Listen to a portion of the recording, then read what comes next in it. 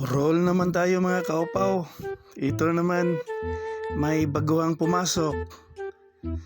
Minsan mahirap talaga pag baguhan yung talent. Kasi kadalasan hindi pa nakasanayan nila mag-a-act. So yun, take 5, take 4, take 3. Ganun naman talaga. Wala namang shortcut sa pagiging artista.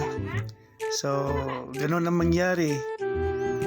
Kunting tiis hanggang sa matuto. Take 2, take 3. Minsan mainit. Hindi mo napansin na pawis ka na pala. Pero go pa rin ang go. Kasi para sa kaunlaran ng sa mga mahilig sa pag-acting. Kagaya nila. Thank you guys.